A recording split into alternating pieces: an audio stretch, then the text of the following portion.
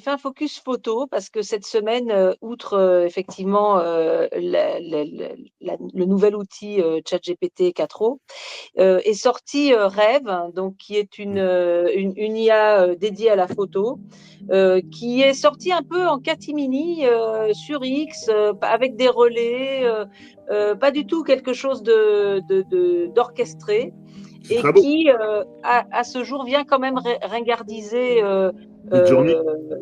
euh, Midjourney avec plusieurs atouts. Le premier, c'est que c'est la meilleure performance de qualité en rendu et en fidélité au prompt mesurée par l'échelle standard dont je ne me souviens plus le nom, mais que vous pourrez retrouver.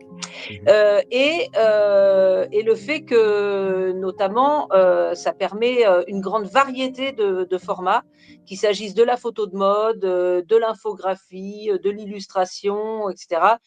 C'est vraiment une IA qui est performante dans tout. Alors, bon, moi-même, j'ai fait des petits essais sur des différents prompts et C'est franchement, je suis. gratuit? C'est gratuit? Alors, pour l'instant, c'est gratuit dans la limite de 20 crédits. Donc, à chaque fois qu'on demande qu'on fait une requête, on a 4 images, donc ça veut dire 5 requêtes dans la journée. Et ensuite, on achète des crédits. Alors, aujourd'hui, pour l'instant, c'est open, mais ensuite, ils ont annoncé leur prix et c'est 5 $ pour 500 crédits. Autrement dit, une photo, c'est 1 centime de dollar. Donc, pour faire une photo de mode ou une photo de qualité mode ou qualité reportage, et vraiment on en est là, et en termes de définition aussi, ça coûte 1 centime de dollar. Donc aujourd'hui, on sent que il y avait eu une première étape d'Ali Midjourney, et là on entre dans une nouvelle étape où on a de la qualité qui est suffisante pour faire des affichages 4x3, pour produire tout le jeu de photos dont on a besoin pour une marque, etc. Donc, en termes de métier, ça va beaucoup changer. Alors, il se trouve que cette même semaine, on a H&M qui annonce qu'ils veulent, enfin, ils sont entrés en négociation pour conclure avec une trentaine de mannequins un accord pour créer le jumeau numérique de chaque mannequin. Ceci pour faire un premier shooting photo pour la collection et puis ensuite garder cet avatar et le décliner sur l'ensemble des éléments marketing, de toutes les références, de tous les modèles, sur tous les supports. Donc là aussi, alors on peut se passer du photographe, on peut se passer de ses assistants, puis bientôt on va pouvoir presque se passer du studio ou très peu. On va pouvoir engager un mannequin australien pour une marque suédoise sans qu'il se déplace.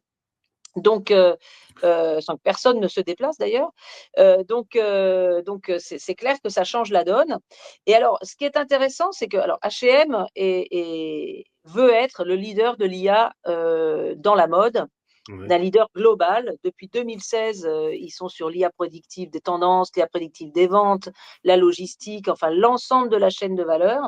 Et en 2021, ils ont même fusionné leur département business développement, leur DSI et leur département IA pour faire une sorte d'entité business tech. Donc, pour eux, c'est vraiment le cœur du business et je pense que ça va être l'une des premières boîtes IA centriques. Donc, ça. C'est-à-dire que même les habits sont dessinés où il y a parce que ceux qui donnent l'impression d'avoir saisi finalement l'IA de manière très forte, c'est l'ensemble des Chinois, d'une certaine manière, notamment dans la mode, où je crois que c'est en une journée, où enfin ils ont réduit le temps de fabrication et le temps de conception des modèles Hum, en sortant beaucoup. C'est Chine.